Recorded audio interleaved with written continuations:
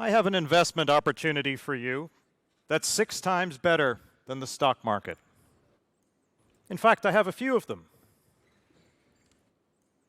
Sounds suspicious. I see a few skeptical faces out there. Well, I'll even tell you what they are. Expanded access to vaccinations, safe drinking water, sanitation, and primary school education in poor countries. We almost never think about the rates of return on these causes, but they happen to be eye-popping. This creates a puzzle. Fair enough, you say to me, where can I invest in these high-impact causes?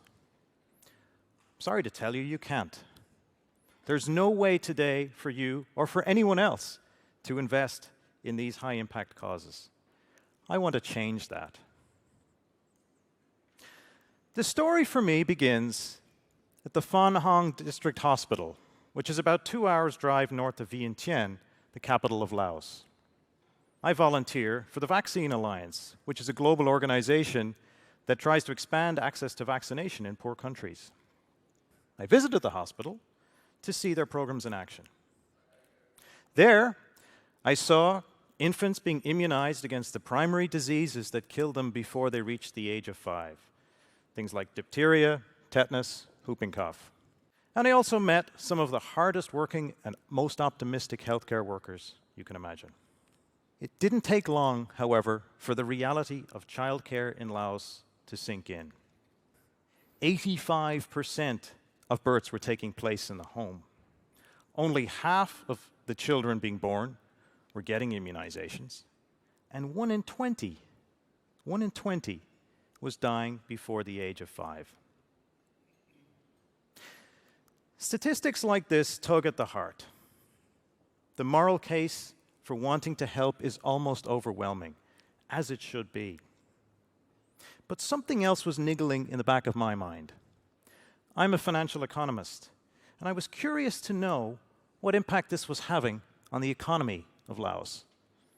When I returned home, I began to look into it, and what I discovered startled me. It turns out that the economic rate of return on development investments is enormous. Let's do a little compare and contrast. If you invest $1 in the stock market today, it'll be worth around $2 by 2025, if history's any guide. It's not a bad return, a little bit shy of 6%. But if you take that same dollar and invest it in vaccination in poor countries, it'll be worth $12 by 2025, 6 times more than the stock market. How does this happen? First, we avoid the costs of medical treatment, which are large. But second, healthy children do better at school. They earn better grades, they go on to graduate, and they become more productive workers in the economy. Third, adults have fewer children because childhood mortality is lower, and they take better care of the children they do have. All of this creates a virtuous economic cycle, growing the economy. Now, it turns out the same is true with other kinds of development investments. If you had taken that dollar and put it into sanitation or safe drinking water, it will create about $9 of economic value by 2025. If you take it and put it into primary school education, it'll create 12 or even more dollars by 2025, especially if it goes into girls' primary school education. Now note that these economic gains come at the level of society as a whole. They're not necessarily at the level of the individual or the village. It's certainly worthwhile for someone to invest in their own education. That benefits them. But much better than one educated person is a whole society of educated people. And that's where these eye-popping rates of return come from. All of this creates a puzzle. If the rates of return on these development causes are so high, why are they chronically underfunded? Why aren't large institutions like pension funds, endowments, insurance companies putting their capital to work in these causes. They have the deep pockets to do it, the horizons that would let them take advantage of it, and they're clamoring for higher rates of return, especially today with interest rates so low. The answer is very simple. They can't.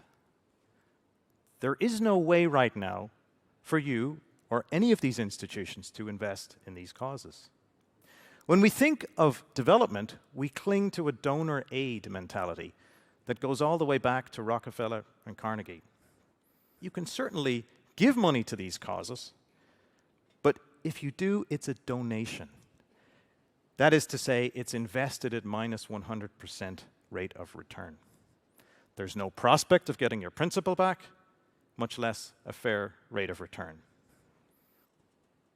So here we are, with these tremendous investment opportunities and no way to get capital into them. To fix this, I propose that we create a new security that allows us to funnel the gains from development back to those who can fund it successfully. I call these securities dev shares, and they work like this. Investors buy dev shares from developing country governments. The governments take the proceeds from those issuances and invest them in high-impact development policies that expand the economy. Over time, perhaps 15, 20 years, the economic pie grows, and we then take a slice of that pie and return it to investors along with their principal to represent a fair rate of return. Let's try and make this a bit more concrete. The vaccine that protects against diphtheria, tetanus, and whooping cough is commonly called DTP3. The DTP3 rate of vaccination today in Nigeria is 60%. Suppose Nigeria decides they want to raise that to 90% to create population immunity, herd immunity to some of these diseases. It'll cost about $200 million to do that by 2020. Now, we know from our research that that will create about $2 billion extra in Nigerian GDP. Nigeria could therefore issue dev shares in the amount of 200 million, use them to invest in the DTP vaccine program, and in 2025, return the principal to investors plus a fair rate of return. Now, development, of course, is risky. Not every development program succeeds. They can be knocked off course by politics, corruption, natural disaster, and war. Other times, development programs exceed our expectations. And there are other elements that drive Nigerian economic growth. For all of these reasons, it's important that we think of dev shares like we do the shares of a corporation. They offer a reasonable rate of return, but their returns can be risky. The difference is, rather than the payouts coming from the profits of the corporation, the payouts come from GDP growth. I'm not the first to suggest that countries issue securities tied to GDP. Researchers like Bob Schiller and Mark Kamstra have done much to promote the idea that rich countries should issue securities tied to their GDP. And indeed, in 2001, Singapore went ahead and did such a thing to great success. They're an important, useful addition to rich countries' budgetary toolkits. It's like having a mortgage where your payment is tied not to a fixed interest rate, but to what you can afford. However, in rich countries, they're not designed to grow the economy. That's what's different about dev shares. Dev shares are designed to drive economic growth because the money is going into those projects that can do it. And that's the crucial thing. They are self-financing. There's no need to go around cap in hand looking for donations from rich contributors to fund these goals. The payback to investors comes from the wealth that they themselves create. No other development funding mechanism does this. How many dev shares would we need to achieve our goals? Turns out, not that many. The Vaccine Alliance is looking to raise about $7.5 billion to fund its initiatives through 2020. Sounds like a big number. This bottle of water contains about 10,000 drops of water. I counted them myself. If this represents the total pool of institutional assets available in the world, the Vaccine Alliance is looking for just one drop. If we provide a fair and reasonable rate of return to investors in development, we can easily fund our goals. Now, there are challenges, of course, to any new security issuance. This isn't a Pollyanna proposal. We would need to make sure we're able to underwrite and administer the securities. We would need to make sure that the money goes in to the development causes that have high impact, because not every development cause does. And we need to make sure that we can measure economic growth fairly and honestly. But I believe we're creative enough to get past these hurdles.